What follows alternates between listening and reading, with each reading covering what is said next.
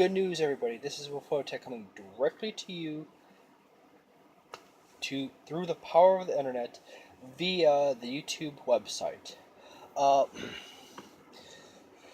as the title suggests, and always is stated, and as is usual, and as many other people keep on saying, and every day that moves by is a day closer to the NX reveal, but Emily Rogers is stating that the Nintendo NX will be revealed in October. As does many other people say that, and October is in that window between the tail end of September and mid-November, which is the hotbed of most of the rumors or indicators of the Nintendo NX being revealed. There's really no indication among all the rumor mongers and all the supposed leakers and everyone else any later than mid-November. All likelihood, there's a strong potentiality of a October reveal of the Nintendo NX. Now, I'm also going to go into a few things. People have kept pointing out the fact that it's strange that the Nintendo NX is coming out in March. First and foremost, it's only strange to people of North America. First and foremost, Nintendo has a long history of releasing handhelds in Europe and Japan in March, as well as consoles in Japan in March. The only region of the world where it was really regular for Nintendo to release consoles and handhelds in the fall holiday season was the United States, Canada, Mexico, the region of the world where I live in. So let's shove that to the side. It is not. Let's put all the weirdness over here, or people wondering why Nintendo would release a console in March, and push it way over here, or back into the rest of the world, where Nintendo has a history of releasing consoles and handhelds in March. So, however much my fellow Americans want to believe that America and North America is the center of the universe, and in some ways this is somewhat true, that's a bit of the arrogance right there. Bit of the truth there, but United States and North America is not the center of the gaming universe. However, it is the single largest market, and it has been ever since the 1970s. There was that tiny little period where Japan became bigger in the late 1980s into the early 1990s, and this was largely due to Atari and many other large console manufacturers going belly up and dying out. Europeans also like to remind us that the console crash did not happen in Europe. They had the ZX Spectrum, and I would like to know where that has gone. There was the ZX Spectrum and the Amiga, the Commodore Amiga, which basically the Commodore Amiga line, and that basically just died. It was born and it died when Nintendo and Sega jumped into the market.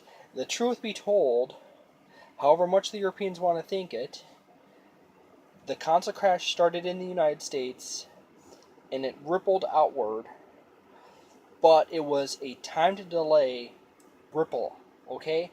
It's not the modern age where it's like boom, everything across the world. In the case of video game consoles, it hit hardest in the United States and had a delay damaging effect that went into Europe that took out Atari and Intellivision and Coleco, and then you had basically Commodore left over, which was just mostly a PC manufacturer that did console-esque as components with their PCs, with their early gaming systems. It was that kind of funny hybrid between a console and a PC. I should get my Commodore VIC-20 out and my Commodore 64 out and explain the craziness. I actually have a Commodore VIC-20 in a box with Jupiter Lander, which according to GameFAQs is not a game that exists for the system, but I have a physical copy of Jupiter Lander for the Commodore VIC-20. So it's not a Commodore 64 cartridge. A Commodore VIC-20 cartridge is a different style from a Commodore 64 cartridge. I got both cartridges. I could show you them, but in the case of my Commodore VIC-20, it is buried. As I said before, I live in a tube, and there's boxes and shelves, and everything is shoved into corners. It's packaged up. I could run a museum. But, yeah. So, there you go. Europeans say that the console crash didn't affect them, and yet, when they look fondly back at the Commodore Amiga and the ZX Spectrum, and they make jokes about how shitty the games were. Those were systems and brands that literally existed because there was literally no competition left to take them out. If there was a serious competition around, those systems and platforms would have died instantly, which was largely the case with Nintendo's NES and Sega's Master System, or the Mega Drive, and then later on with the Super NES and the Sega Genesis, I just screwed up my gaming information facts. It was the Sega Master System and the NES, and then it was the Sega Genesis, aka the Mega Drive, and the Super NES, and also NEC's TurboGrafx-16 Turbo Duo, that expanded out from Japan and entered the United States market, and then the European market, in their own times and phases. And this killed off the subclass of primitive consoles that were existing, and what became of the PC-esque Commodore and ZX Spectrum software moved into the PC realm developers and thrived on from there, and then those platforms died. So we got this clear. Super. I also have a list of sales numbers from MediaCrate for Japan for the past week. I was going to talk about those, but I was writing them down, and I said, screw this. I got tired of writing all this information down of all the games and all the platforms, and okay.